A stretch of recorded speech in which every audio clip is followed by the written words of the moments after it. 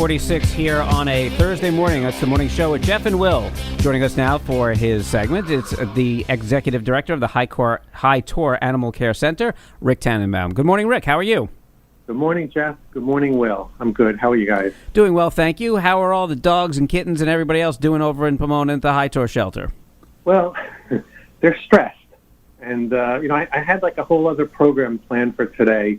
I wanted to talk about a couple of new initiatives that we're undertaking, but I want to address like a matter that's been affecting the shelter. And the truth is it's kind of causing us a lot of stress and a lot of harm. And it's kind of complicated. It's been hurting the animals at the shelter. It's been affecting the morale of the staff. It's been affecting the morale of the volunteers. And the worst part of it is it's been undermining our adoption efforts. It's like this strange, persistent, mean-spirited, and dangerous wave of, I don't even really know what to call it. I want to call it like High Tor haters, but it's really just like a cohort of people who take to the internet, take to Facebook, and basically want to hurt us. So let me give you some background, though, because I want to be a little bit more specific if I can. So, the Rockland County animal community, there are lots of people who work, tirelessly and endlessly on behalf of the animals, the strays, the feral cats, the people who spend hours on lost pet pages, people who found pet pages, people who, basically have given, much of their lives, much of their time to the animals, and they're wonderful, hardworking people. But they've always had like a difficulty working together. There's always been like a lot of infighting, finger pointing, casting of blame, and and it's one of the reasons why I think that the state of the animals and animal management in Rockland County has been so difficult all these years, is because we've never really been able to to work together as like a cohesive team. There's always we could do it better, you're not doing it right, that sort of thing. And if you think about it over time, it's probably one of the reasons why the towns got fed up with the shelter and wanted to take over animal management. It's probably one of the reasons why they turned to Rockland Green for an intermunicipal agreement instead of staying with the county, because the truth is it's animal management in Rockland County has not been going well for a long time. The problem, if you could kind of put it into a nutshell, is, I'm just going to call it like the dissemination of false information on social media, on Facebook, and specifically on a couple of pages. I mean, there's like a cohort of people who are not affiliated with the shelter. Some have never even been to the shelter. Some of them are former employees. Some are actually former board members who have kind of taken to social media and have kind of lost control. Recently, and I think you and I might have talked about it, but there was a report on News 12 that had come out, and their source was anonymous, of course, and they told News 12 that that High Tor was hiding dead cats under a shed, and that we were forcibly closed down by the health department.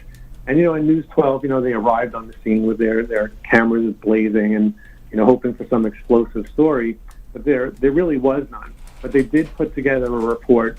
And, they showed some footage from 5 or 6 or 7 years ago. And what they did was they panned over the dog kennels with this big headline, distemper.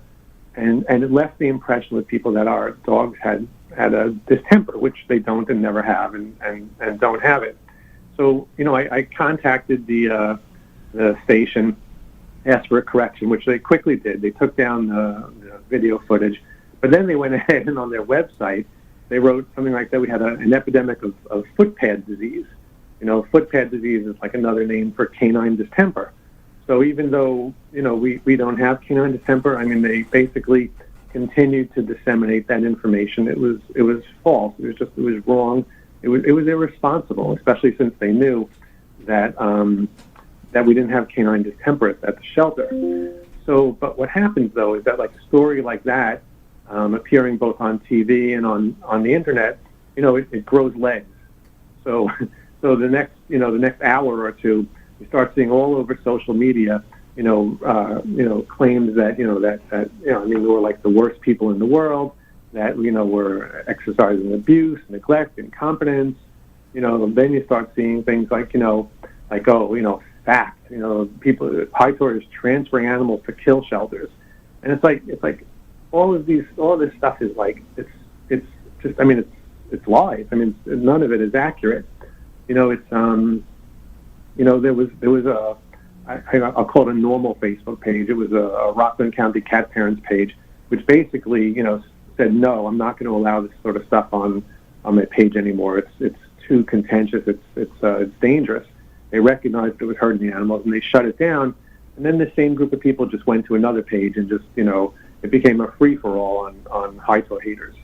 And, there were former employees there. There were former board members. People who have no affiliation with the shelter at all.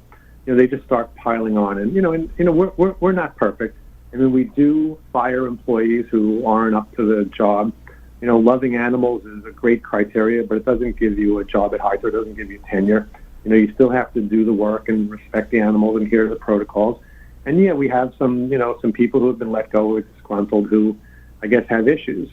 But, I think what they don't realize is that their efforts are actually, they're hurting the animals at the shelter because, people get scared away from coming to adopt because they don't know what's true. They see something on Facebook, what is Facebook? The great media now, and they say, gee, is that possible? Is that true? Maybe I won't adopt. Maybe I won't go to the shelter. Maybe I'll go somewhere else, or maybe I'll wait, a year or two or something like that.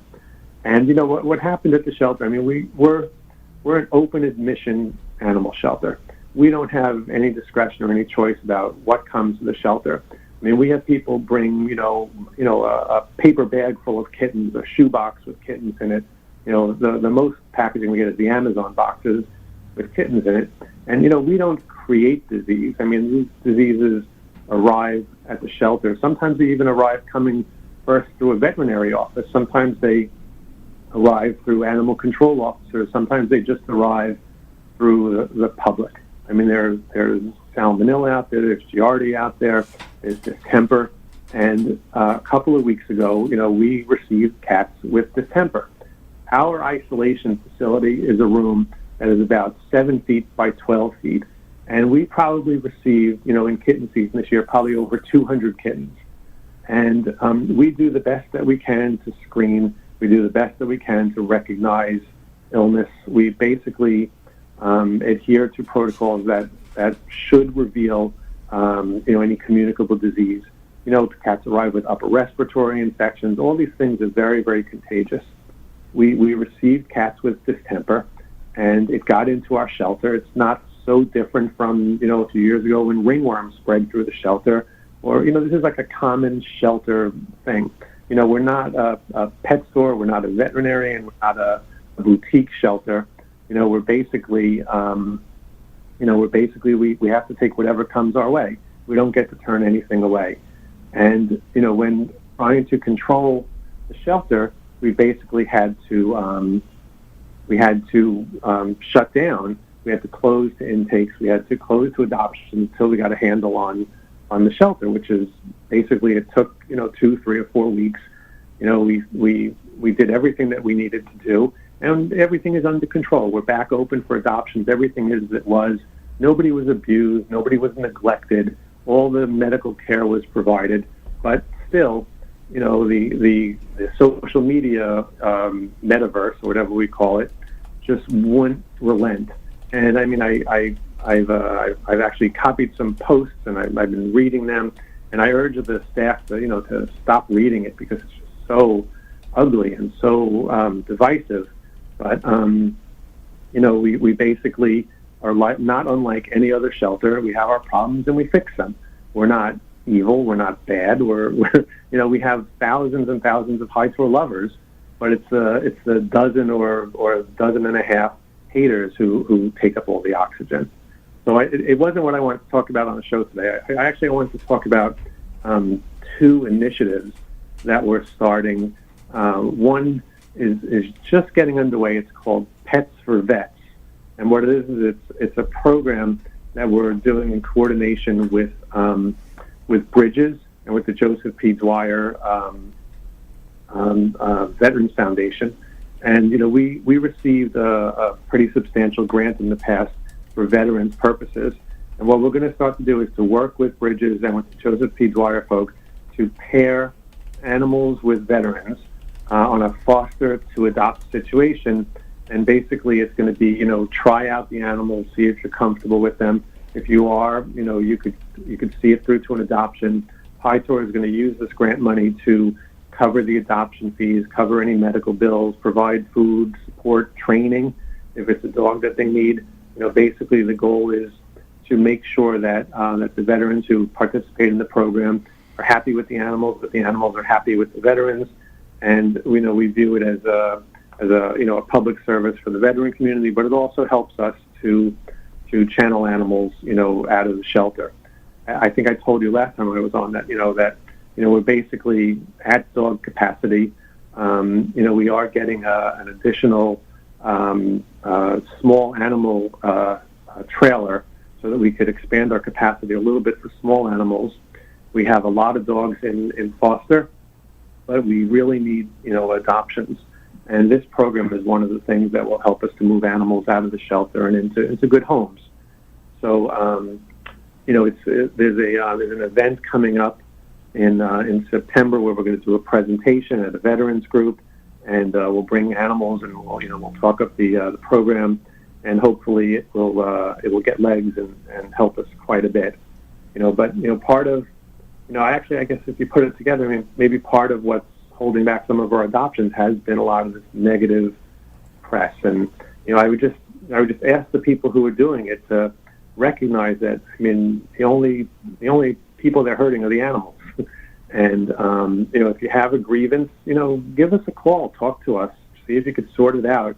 But some 8 or 10-year-old grievance about being mistreated by a former board or a former staff member is not a reason to hate Hightour. And I just hope that that people could understand that. So the other initiative that we're starting, and we're starting a bit slowly, but we started talking to town supervisors, is we're trying to get a change in local laws. So our return rate for animals that come in with chips, microchips, is very, very low. And one of the reasons is because so few people actually microchip their animals, and most of the animals that come to the shelter don't have them, and they end up as ours.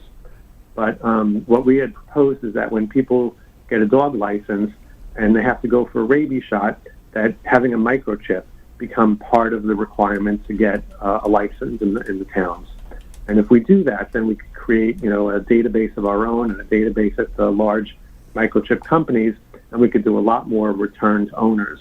And it would help the shelter alleviate its overcrowding. It would help bring animals back to their owners more quickly. And we're hoping that the towns will work with us and change the law to require microchipping. I know we only have like a minute left. We have a cat adoption event coming up at the Tapan Library. It's next Saturday. I think it's 11:30 to 2:30. It's our first event since we shut down for the few weeks. We're going to bring cats, kittens, and hopefully people will come out and start adopting. We are open now for adoptions by appointment for cats and dogs, and later this week we're going to open fully. We're just waiting for a few more matters to clear up. What is the procedure? What's the process if you want to adopt a cat? Would they go through it? They show up at Tapan Library. Are they expected to go home with the cat or the kitten that day, or how does it work? So what we do is we allow people to fill out an application in advance and get pre-approved. What we do is, we do a landlord check. If you live in an apartment or a townhouse and you have a landlord, does the landlord allow animals? Is there breed restrictions? Are there weight restrictions? Are there numbers of animals you're allowed to not go over? If you have prior veterinary history, we just check and make sure that that you're a good cat parent in the past, and basically it's maybe a reference or two that just attests that you're a good cat parent. If you do that in advance, you could walk out with a cat that day. But we also make every effort right at the event to do those same checks. We bring the applications with us, and we have staff available to try and get people to walk out with a cat. So I always encourage people to just fill out the applications available online. It's short, it's quick, it's easy. And, adoption fees are still $25, free for senior cats, free for FIV positive cats. And it's a seamless and easy process. Excellent. Very good. Thank you very much, Rick. We appreciate that. And what's the best way for people to reach you in Hightor if they need help or have any questions? We try and get as much information on the website at hightor.org, hitor.org, or give us a call at the shelter at 845-354-7900. Still no music, but maybe one day we'll have a catchy music to the phone number. We'll work on that. We'll do that. We got to get a collection of dogs and cats in here, and we'll have them sing it for you. Maybe some barking in the background. A little bit. Thank you, Rick. Have yourself a great weekend. Okay, thank you. Take care.